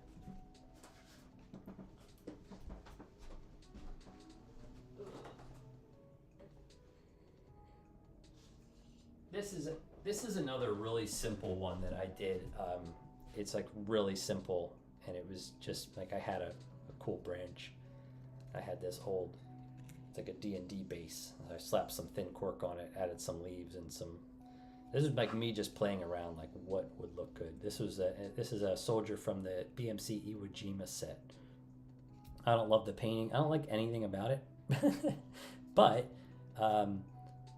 what I do, there is something I like about it, is that it's a learning experience, and it was a step, one of the steps in the journey, right, to get there. So I have it on my shelf, and sometimes I'll just like stick a guy on it to see how he looks in like a more like natural environment. You can kind of see like the progression of the painting too. This was early on in the painting, like learning to paint army men, and then kind of where we're getting to. There's some things about this though I guess I do like. Just how gritty he feels is kind of fun, like he fell in the mud and hid behind the tree.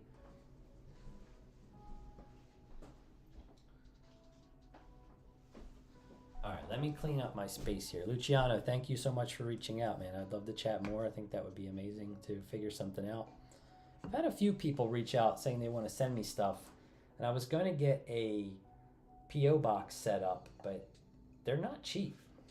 So I kind of put a pause on it. I was like, well, if there's a lot of interest, like to get it set up, it would be like over like almost $150 for 6 months, and just for people to send me stuff. I'm like, I don't know if that's a good use of anyone's time. I need to figure out what I'm doing.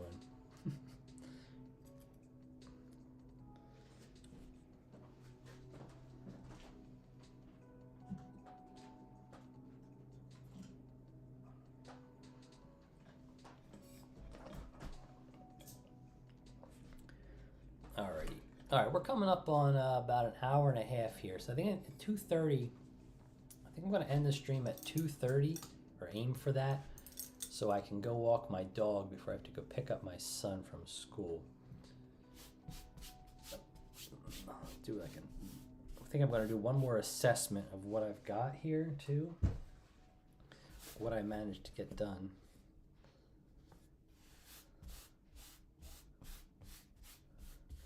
Patience is the key. You have to be able to settle in if you want to do a good job. I mean, there are ways to paint impatiently, and I do that sometimes, and I've thought about that, like, okay, sometimes I want to paint, but I don't really have the patience. So what I'll do is dry brush, and I'll just kind of try and be free with it. And sometimes you can get a nice look and feel from that. Or sometimes I'll paint, if I'm feeling impatient, but I want to feel productive, I'll clean up mold lines, or I'll put together miniatures.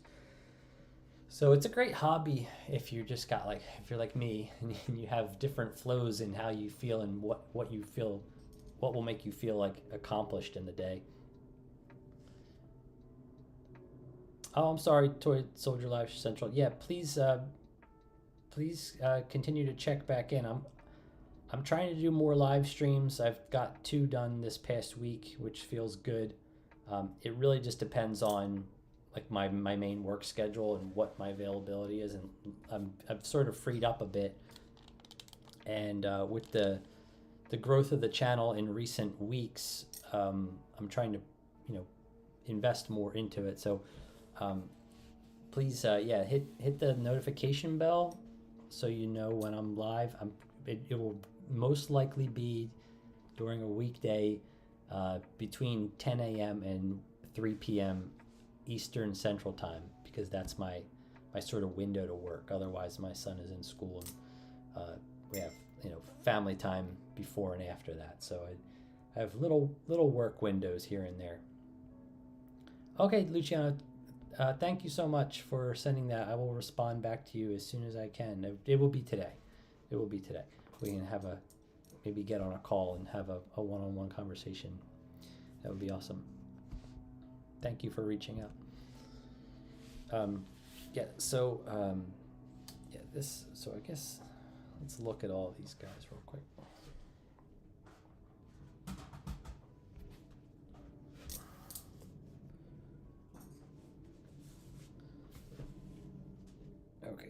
So these guys have the grass. These guys are brown.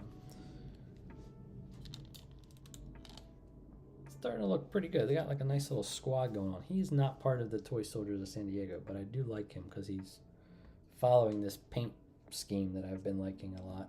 So he fits, even though he's a little different. He does kind of fit in with the group. He's also got the captain insignia, but the captain bars on his helmet too. So someone had just asked me to paint a medic, which was perfect timing. So I got him done. The only thing is I didn't do his eyes, like I said, because he's got these sort of sunken in slits. And painting those eyes, they kind of look like little mouths. They're kind of silly.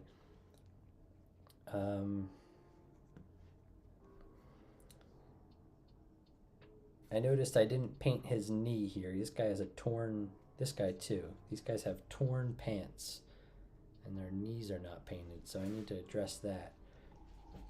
But the pants themselves and the jackets are all in a fine spot to get them done. So next is to do all the backpacks, straps, boot covers, and the metal parts of all of the guns. They all need to be painted too. Even him, I didn't paint his, but it still looks decent. Hi Louie. Yeah. What else? So I have 8 more of these guys to paint, and like I said, they look really cool. I really like the way the modified version of this guy came out. I think he looks awesome, like with a smaller profile, with the gun out to the side like this, rather than having it stick way out here. I showed this to my dad, and he really loved the cigar in his mouth. He's a really cool guy. I like this one. He was fun to paint too. He's one of my favorite shorts that I painted. Unfortunately, it didn't really get much traction, but I really love the way he looks. How long do I wait between coats? I mean, not very long at all. Because the acrylics are water-based, they dry fairly quickly. And I usually wait no more than 10 minutes. Usually they don't take long to dry. I do very thin coats, and I'll lay down a base coat primer first. These guys are primed green, black, and then green on top. It's like a saturated green, or a desaturated green rather, and then that does a lot of the work for me for the base coat. And like you can kind of see, it creates like a nice shadow. Like if you're looking under, this one's not the best example. If you look under, there's not a lot of detail painted under, because when you're looking at them like this, that actually becomes like the shadow effect. So top down, I'm thinking about them from like a wargaming perspective, or like on a shelf perspective. You're going to be looking at them primarily like this. So painting underneath it's really up to the painter how much detail they want to do. But for me, the time is better spent on the faces and creating like a good tabletop look. Like this guy looks awesome from like these angles, but then you look underneath and it's just dark.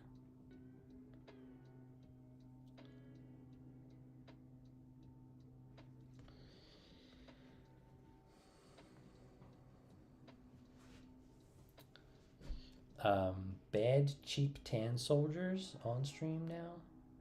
No, I'm not going to paint anything else on stream. I'm actually going to end this in a couple minutes. But I do have cheap tan soldiers, and I have some. What else do I have? I've got a lot of like just really cheap guys. I'm going to make a video on painting like the world's worst army men at some point. They look terrible. Hold on.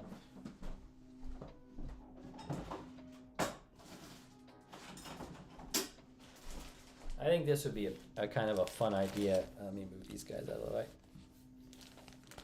just to see what I could do. And these guys would probably be the result. I'd probably do some speed painting with these guys, but they make me laugh because they're so goofy. They're like all look like they've been stretched and distorted, and the details are like, what are these? I don't understand. This guy's one of my favorites. They're so bad.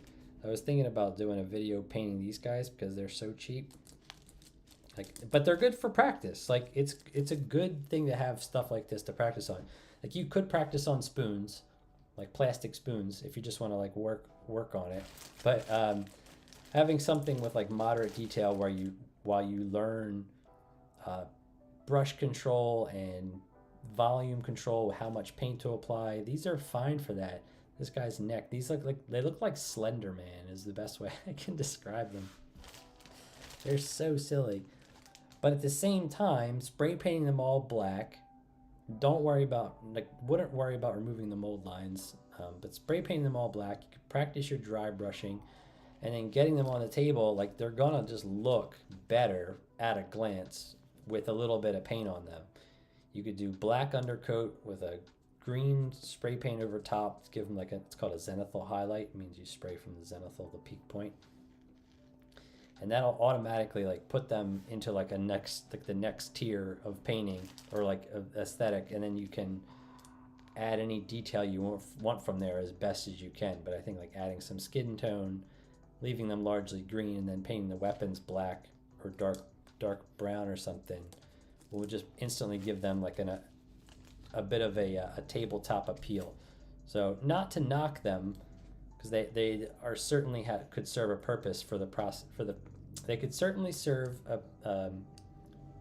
with helping you develop early skills, and they cost next to nothing. I don't know where I got these. I think I got these in like a big box of Army Men I paid $10 for, and that included like hundreds of Civil War. It was over 110 Civil War soldiers, and I ended up just selling those because I didn't have any interest in painting them.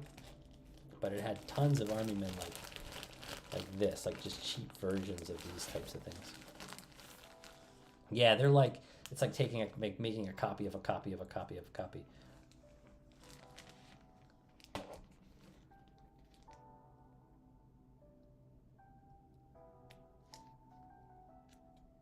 I am American. Yes, Libby. I did know that. Yes, I pinned a comment that said 1 million views. I'm very grateful to everyone who watched that. I almost didn't paint that video. I mean, I almost didn't post that video. I had made that German paratrooper video and made it as a draft, and I just left it in my draft folder for a month.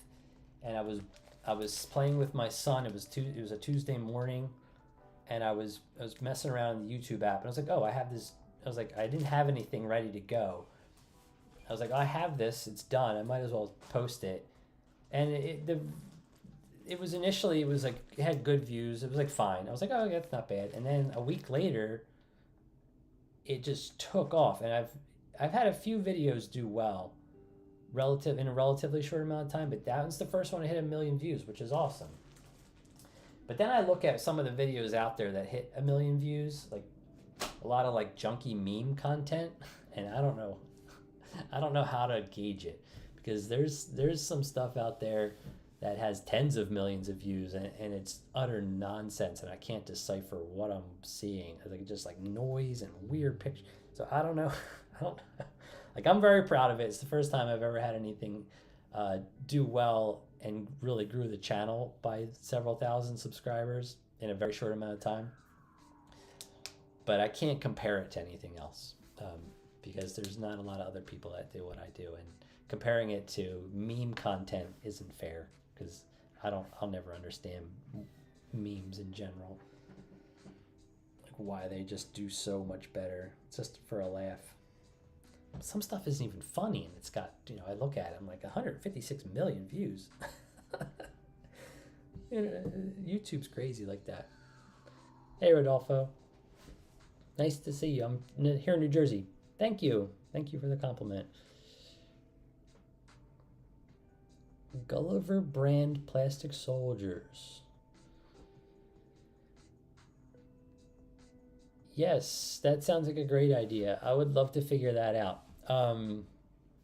It would have to either be through sending them through an email, or I do have a Discord server set up, but that's for patrons on Patreon, and I don't have any patrons and patrons. Like I have it set up through that, right? But I haven't done anything to push Patreon or to really try to push memberships. I only recently even activated memberships for YouTube because the monetization requirements were like I just wasn't hitting them. And I'd mentioned this earlier. It's like despite having over 26,000 subscribers, the video numbers just aren't there. Like for what you need a certain number of hours for watch time and a certain number of views.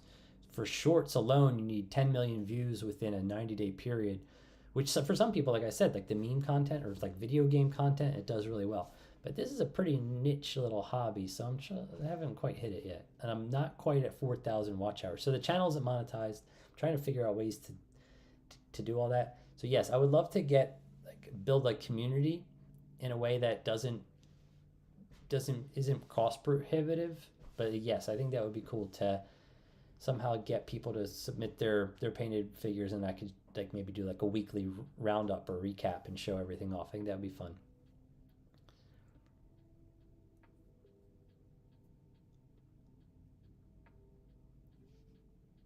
Thanks, Daily Must. Oh, we were just talking about MOCs. So you do my own creations? That's cool. I knew what those were, but I never saw them. I never saw it abbreviated. I love Lego. I have a very nice vintage Lego collection that was all given to me, me and my son actually. But it is not organized in a way that is like conducive to showing it off. And we've pretty much like I do have like some stuff I could share though, but it's like I have like the old, a lot of old castles from the 80s, some of the early castles and the figures, but none of it's put together, none of it's cleaned really. Lego, I love Lego. I love building them with my son, but it's not in any way something that I can like show off at this point in time. Oh, hi from Switzerland. Awesome. I know Bolt Action. Yes, I do have some figures that I got free in the magazine War Game. I think it's called War Games. What's it called? Hold on. I put my book somewhere.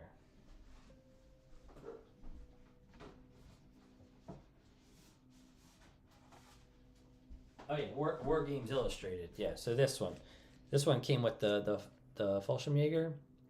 So I don't have them painted yet, but I did build one. It's over here. And I do like war games. I do like building from time to time because you can kind of do whatever you want, make them as custom as you want. So I have a few. I haven't painted them. I have a lot of Italeri 172 stuff that I was working my way through, and then I started getting started doing a lot of like armor, like a lot of tanks.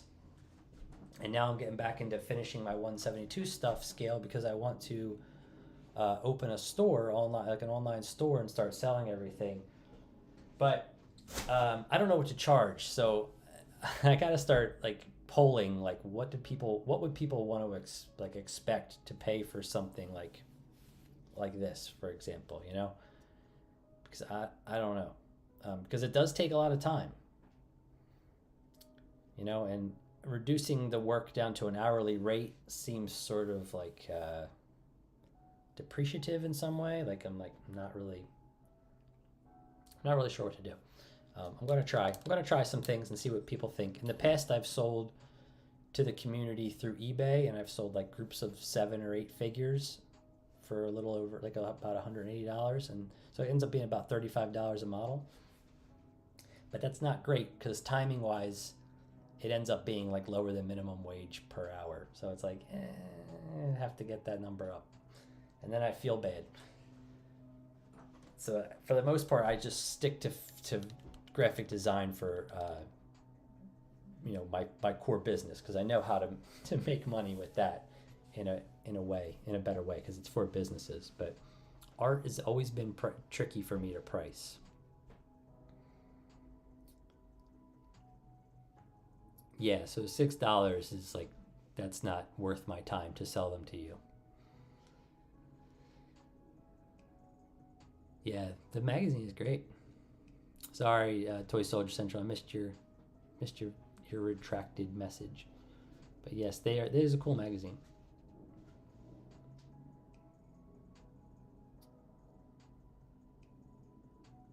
Thank you, Louis. Yeah, it's pretty cool.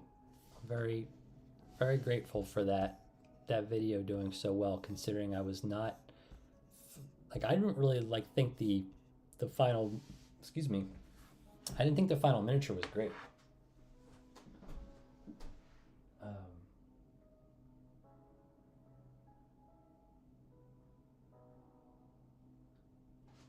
Hold on, I'm looking for it. I don't know where I put it. So that was my first time really trying to paint Splinter camo. Oh, here it is. And I didn't really love the way he finished up. Like, I still don't love it. But the video, I guess, just kind of got enough engagement that YouTube decided to push it through like their main feed. And the main criticisms, I think, are totally fair. Like, it's like the pants should be a different color, so should the helmet. I don't even know why I chose this color. And the detailing, I just know I could do a better job on the detailing of the camo itself. But it was kind of like, I think it was sort of like part of like the music choice being Black Sabbath. People liked that a lot. And then just like sort of like the brevity, like of the, or like the process, I guess. People had a lot of questions about why I used why I warmed up the spray can. And you can see, like, the miniature is not perfect. The spray paint, even though I warmed it up, it wasn't great spraying conditions, and it gave me like this texture. So what happened is I oversprayed it as it was drying, and the moisture, I guess, in the air scrunched up the paint, and you get like this weird texture on a lot of it. You shouldn't get that. You can see it on the back. It should just be like the model itself was just a smooth plastic. So it's funny. Like, I'm proud that of the video. I'm glad everyone came and checked out my stuff and had so many questions, and the engagement was so great. But I'm just kind of like, that video, really? Because I feel like there's some other stuff I've done that was just cooler. And that's always the way. Like, the stuff you think will do well doesn't, and vice versa. So high five, little guy. Way to get there. I'm glad you like it, man. I appreciate it.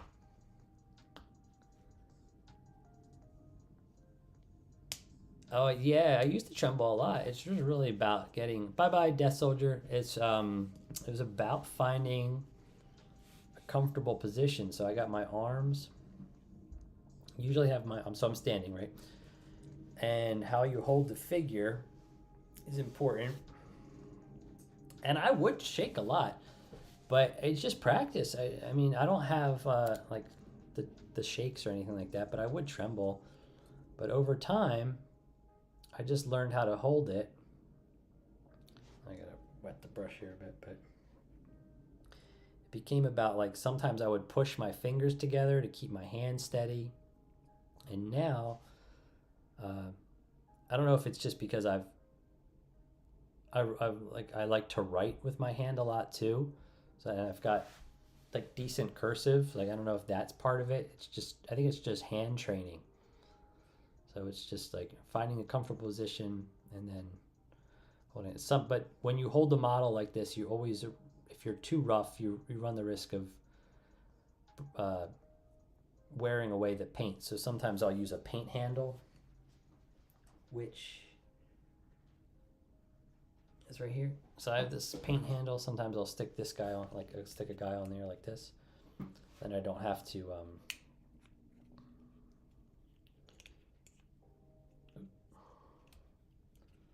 I don't have to touch it as much.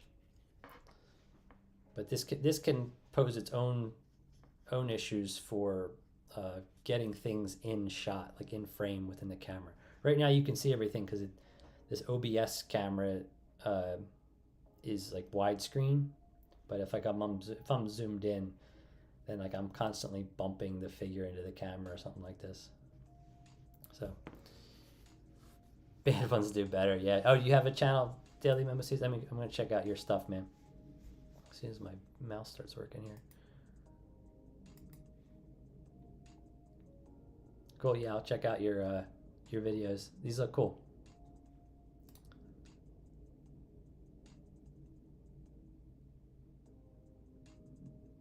All right, guys, it's just about 2:40 here. I'm on the East Coast in New Jersey. Like I said, I gotta go walk my dog and take a little break before I go get my son from school. Want to thank you all for stopping by, asking me so many questions. I will try and do this more regularly. I keep saying that. It's all about timing. So yeah, definitely hit the notification bell so you can get notified if I do go live, and it's most likely that I will be live anywhere between 10 a.m. and 3 p.m. Eastern Standard Time. So that's like New York time. If you're trying to coordinate with that, but it would likely be like early afternoon for a couple hours, and we'll see how it goes. I've experimented with doing it late at night, but adjacent to this office is my son's bedroom, and when he's asleep, I can't talk as loudly.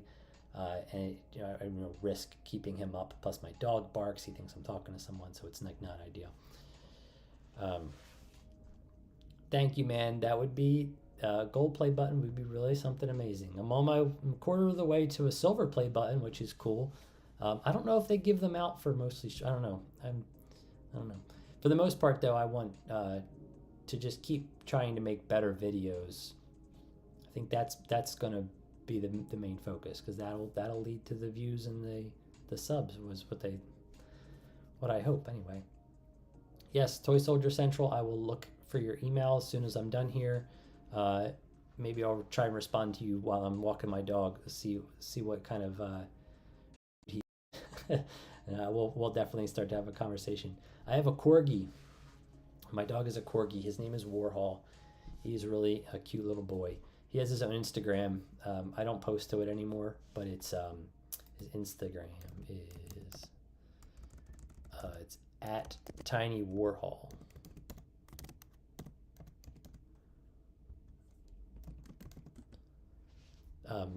I don't post to it. There's no new updates on it lately, but if you want to check him out, he's a good boy. He's downstairs napping right now. He's going to be excited to go for a walk. So yes, I'm going to end this now. Thank you all again so much. Hit the notification bell so you can get notified when I do go live again and when I've uploaded new stuff. I appreciate everyone stopping by, and I look forward to making more stuff very soon. Schnauzers are great. Will I post tomorrow?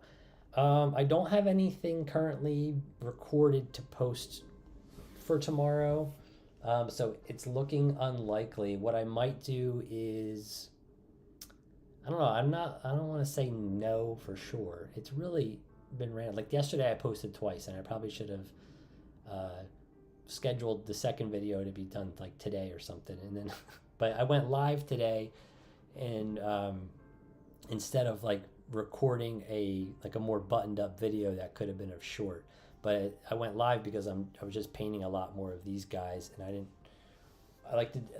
I've done 3 days in a row of US like American troops, and I want to have a bit more variety in what I post. So what I might do is